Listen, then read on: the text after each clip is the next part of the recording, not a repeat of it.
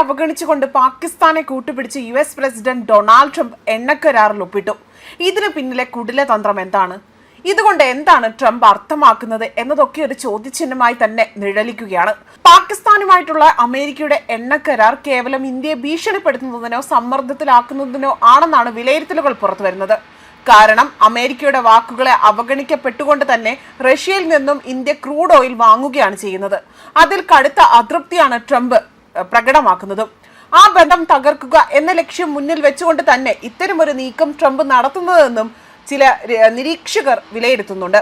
ലോകത്തിലെ തന്നെ 4ാമത്തെ സമ്പദ് വ്യവസ്ഥയായി വളരുന്ന ഇന്ത്യയെ പിടിച്ചു കുലുക്കാൻ ട്രംപിന് കഴിയില്ല എന്നത് വരും ദിവസങ്ങളിൽ തന്നെ കാണാൻ സാധിക്കുന്നതാണ്.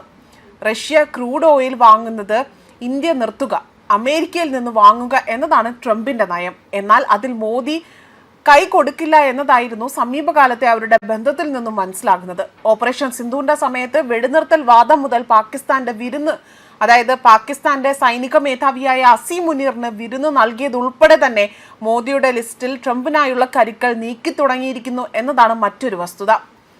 ട്രംപും മോദിയും തമ്മിലുള്ള ബന്ധത്തിന് വിള്ളൽ വീഴാൻ തുടങ്ങിയതോടുകൂടി തന്നെ ഇന്ത്യക്ക് മേൽ കൂടുതൽ ഉപരോധങ്ങൾ ഏർപ്പെടുത്താനുള്ള തത്രപ്പാടിലായിരുന്നു ട്രംപ്. ഈ വ്യാപാര കരാർ ചർച്ച ചെയ്യുമ്പോൾ അതിർത്തി കടക്കുക അല്ലെങ്കിൽ നിങ്ങളുടെ ശത്രുക്കൾ ശക്തിപ്പെട്ടുകൊണ്ട് ഒരു പ്രധാന സഖ്യകക്ഷിയെ, അതായത് ഉദാഹരണത്തിന് വാഷിംഗ്ടൺ അസ്വസ്ഥമാകും എന്ന് ഭീഷണിപ്പെടുത്തുക എന്നത് പാകിസ്ഥാനെ സഹായിക്കും എന്നതായിരുന്നു US ഇന്ത്യയോട് പറഞ്ഞത്. ഇന്ത്യക്ക് എണ്ണ വിൽക്കാൻ പാകിസ്ഥാൻ തയ്യാറാണ് എന്ന ട്രംപിന്റെ പരിഹാസം ശരിയായിരുന്നില്ല.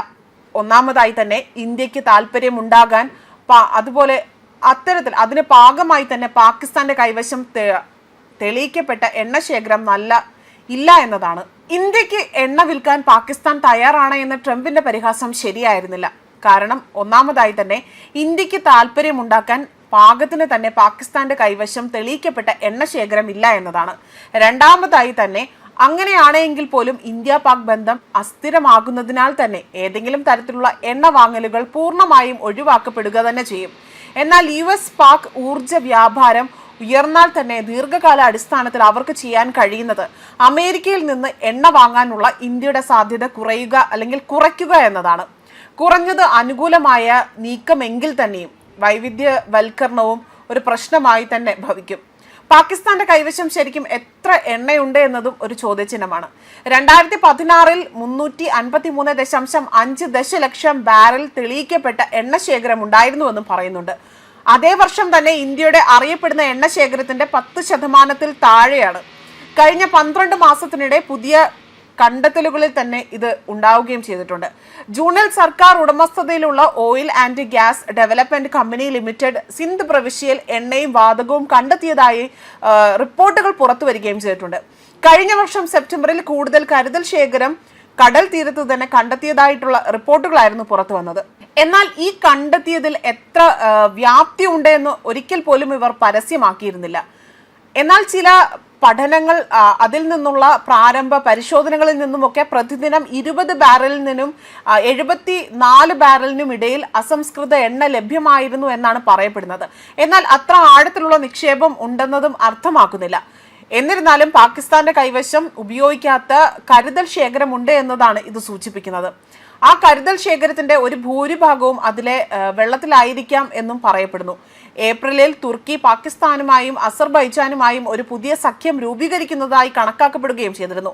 ലോകത്തിലെ 4ാമത്തെ വലിയ എണ്ണ വാതക സംഭരണിയിൽ നിന്ന് 40 ഓപ്പറേഷൻ ബ്ലോക്കുകൾ ലേലം വിളിക്കുന്നതിലും അത് വികസിപ്പിക്കുന്നതിനുമുള്ള ഒരു കരാറിൽ ഒപ്പുവയ്ക്കുകയും ചെയ്തിട്ടുണ്ട്. ഒരു പ്രധാന എണ്ണ ഉൽപാദക രാജ്യമോ കമ്പനിയോ അത് ലാഭത്തിലേക്ക് തിടുക്കപ്പെട്ട് അത് കൂട്ടാതെ തന്നെ ഒരു ചുമപ്പ് കൊടിയായി തന്നെ കാണപ്പെടുകയാണ് ഉണ്ടായത്. 2024 മാർച്ചിൽ വിമതരുടെ ചാവേർ ആക്രമണത്തിൽ 5 ചൈനീസ് എഞ്ചിനീയർമാർ മരിച്ചതിന് ശേഷം ഭൂരാഷ്ട്രീയ അസ്ഥിരത വളരെ കൂടുതലായി തന്നെ കാണപ്പെട്ടതായിട്ടാണ് വിദഗ്ധർ പറയുന്നത്. എന്നാൽ ആഴക്കടൽ ഖനന സാങ്കേതിക വിദ്യ ഇസ്ലാമാബാദിൽ ഇല്ലാത്തതിലും അത്യാവശ്യമായതിനാൽ തന്നെ പാകിസ്ഥാനിലെ എണ്ണശേഖരം വികസിപ്പിക്കാൻ അമേരിക്ക സമ്മതിക്കുകയുമാണ് ചെയ്തിരിക്കുന്നത്.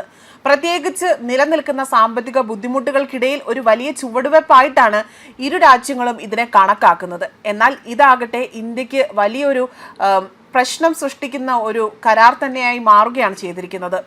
വരും ദിവസങ്ങളിൽ ഇതിൽ മോദി ഏത് രീതിയിൽ ട്രംപിനോടും അതുപോലെ തന്നെ പാകിസ്ഥാനോടും പ്രതികരിക്കുമെന്നതും കണ്ടു തന്നെ അറിയേണ്ട വിഷയമാണ്.